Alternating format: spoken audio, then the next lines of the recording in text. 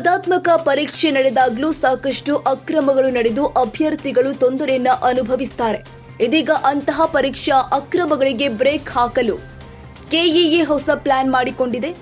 KEA ಎಕ್ಸಾಮ್ನಲ್ಲಿ web casting ಅಳವಡಿಕೆ. Command ರೂಮ್ನಲ್ಲಿ web casting ಕಾರ್ಯವೈಖರಿ ವೀಕ್ಷಿಸಿದ್ದಾರೆ ಸಚಿವರು. ವಿವಿಧ ಹುದ್ದೆಗಳ ನೇಮಕಾತಿಗಾಗಿ ನಡೆಯುವ ಸ್ಪರ್ಧಾತ್ಮಕ ಪರೀಕ್ಷೆಯಲ್ಲಿ ಒಂದಲ್ಲ ಒಂದು ಅಕ್ರಮ.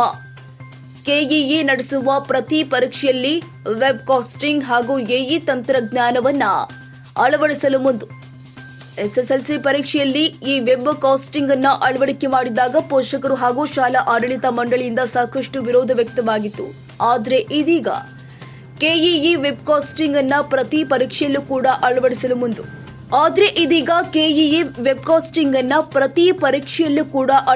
ಮುಂದಾಗಿರುವಂತದ್ದು. ಇಂದು ಮೊದಲ ಹಂತವಾಗಿ ಬಿಎಂಟಿಸಿ, ಕಲ್ಯಾಣ ಕರ್ನಾಟಕ ರಸ್ತೆ ಸಾರಿಗೆ ಸಂಸ್ಥೆ ಮತ್ತು ಕರ್ನಾಟಕ ನಗರ ನೀರು ಸರಬರಾಜು ಮತ್ತು ಒಳಚರಂಡಿ ಮಂಡಳಿಯ ವಿವಿಧ ಹುದ್ದೆಗಳಿಗೆ ನಡೆಸಲಾದ ಪರೀಕ್ಷೆಯಲ್ಲಿ ಅಳವಡಿಸಲಾಗಿತ್ತು.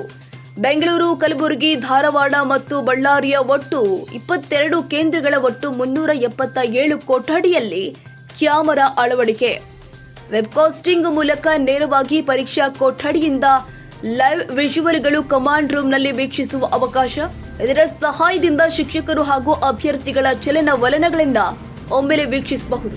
ಇನ್ನು ಎಐ ತಂತ್ರಜ್ಞಾನ ಹಾಗೂ ಫೇಸ್ ರೆಕಗ್ನೈಸೇಷನ್ ಕೂಡ ಅಳವಡಿಸಿದ್ದು, ಇದರಿಂದ ಅಭ್ಯರ್ಥಿಗಳ ಮುಖ ಹಾಗೂ ಫೋಟೋವನ್ನು ಕೂಡ ಸ್ಕ್ಯಾನ್ ಮಾಡಲಾಗುತ್ತೆ. ಇದರಿಂದ ಅಭ್ಯರ್ಥಿಗಳ ಸರಿಯಾದ ಮಾಹಿತಿ ಪಡೆದುಕೊಳ್ಳಲು ಸಹಾಯಕವಾಗಿದೆ.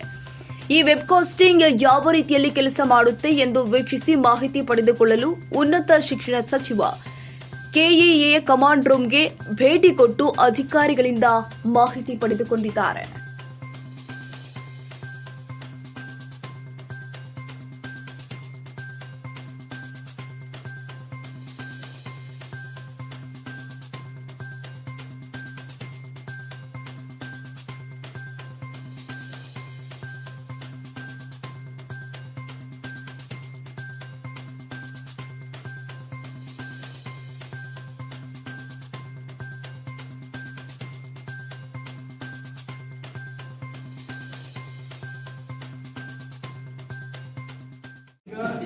ಈಗ ಇಟ್ಸ್ ಬಹಳ ದೊಡ್ಡ ಅದು ಇನ್ವೆಸ್ಟ್ಮೆಂಟ್ ಆಗುತ್ತೆ.